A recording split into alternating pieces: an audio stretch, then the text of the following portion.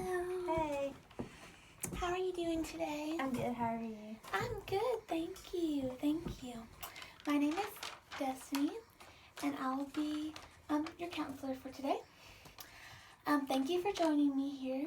I'm very happy to have you in our office. I know it takes a lot of courage to come out here, so thank you for coming. Before we get started, there's little things we need to go over, if that's okay with you. First, anything that we talk about in this counseling session and any other sessions will stay confidential. It'll be between me and you only, unless you bring up something that may say that you want to harm yourself or someone else, or that someone may harm you, or that there's child abuse or neglect involved, then I'm required by law to report it to a higher authority.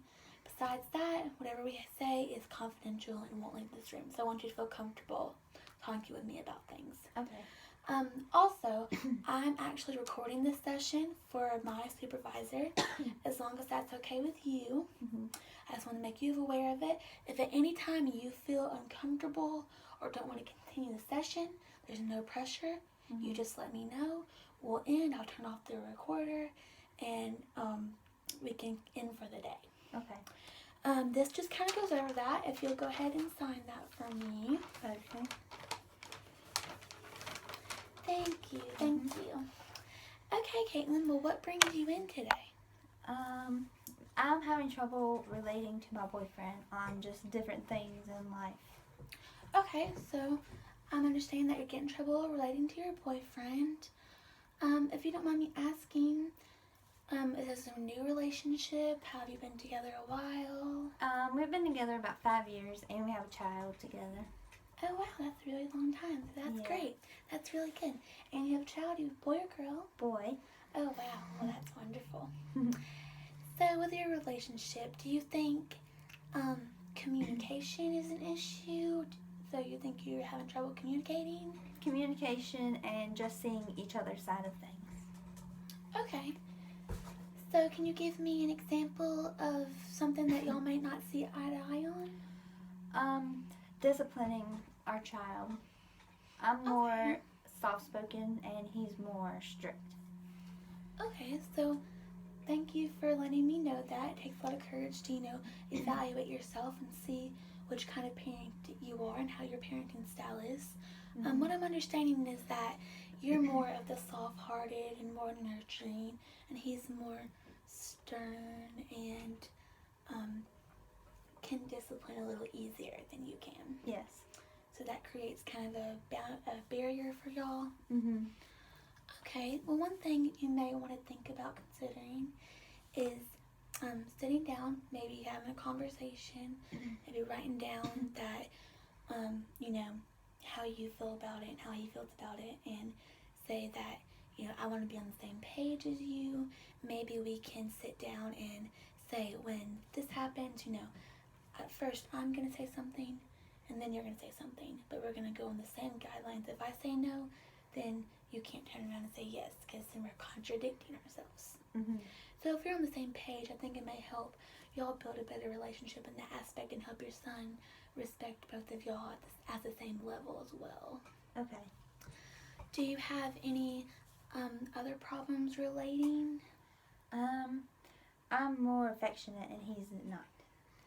Okay, so you're more, you want the physical, emotional affection where he could be more standoffish and want to kind of just show his affection alone, not so much public. Yes. Okay, so one thing that y'all might be able to consider is obviously each other's feelings about it. Maybe if you approach him and give him a hug or a kiss, then afterwards you kind of just talk to him and not latch on so much, maybe. Yeah. And maybe for him, he could work on maybe as soon when he comes home, or maybe after dinner, gives you a hug or gives you a kiss and says, "Thank you, that was really good," or "I'm happy to see you."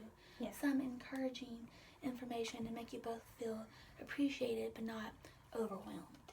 Okay. I understand. So that might be something good to work on. Yeah. So you said you've been together 5 years. Did you go to the same school? Grow up in the same town? No, he's from a different state, and he's from Minnesota.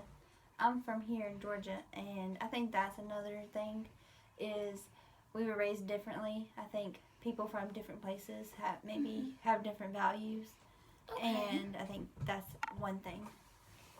Well, that's a good way to look at it. Obviously, from different parts of the country, we're going to look at things a little different. That's clear as day. For us down in the South, in Georgia here, you may have more aspects of your family values may be a little different. You're kind of raised with a Southern Belle aspect sometimes where you want to get married and settle down and stay, in your hometown, comfort zone type of thing. Yeah. Or sometimes if you're from somewhere else, their values may be different. So maybe he's city boy or wants to, has different views on how family things or jobs should take place. So understanding where each other's coming from and kind of melting your values together to make a happy relationship might be a good idea. So if he does a certain tradition on Christmas and you do something different, maybe combining the two into your own could kind of bring you closer together, kind of putting a twist on it that both of y'all are relatable to, but you also have what that's comfortable to you. Yeah. Is there any other things that seem to be bothering you? Maybe career sides, is it hard? I feel like maybe I want to be like a stay-at-home mom. Okay. And I feel like I think I'm kind of old school. I want to be the stay-at-home, raise kids, take care of the house, and I want him to be the sole provider. And he kind of wants me to do both. Okay, so you kind of have different aspects on the way that your life should go about with who provides the income financially, which is normal. That happens a lot. So maybe y'all should sit down and say, okay, if I want you to be a sole provider, then we gotta figure out how we're gonna have a good enough job, to make that happen, and to where I'm able to stay home with the kids. And if that isn't an option, and maybe you can come to a compromise, or maybe you just work 2 or 3 days a week to help out a little, so then you're able to be with your son as well and be home with your fiance, and you're also able to bring a little bit of extra income in for your family. So then you're on kind of a good page. You said that in your file I read that your boyfriend was attending school, is that correct? Yes. Well, that's good. That's a good step in the right direction to have a good job and to help your family. So that's something that I'm sure you encourage him about and that you're very excited about. Are y'all good at motivating each other? Yes, I think that kind of ties into another problem that I have, is I kind of want to do everything right now. Like, I want to get the house right now, I want to get married right now, just settle down right now, and he wants to just slow down, take it slow, and get everything in time. Okay. Well, I guess it's always important to look at both aspects of the situation. You obviously look at your financial stability, your relationship, how connected you both are with each other, what would be best for your son.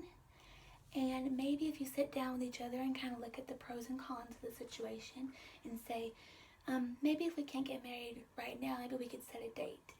And maybe we can work on figuring out what we need to do to get to that place to where we'd be happy being married to each other, and to where maybe you, since that's something you're very interested in and that he seems interested in, but it's a kind of maybe not right.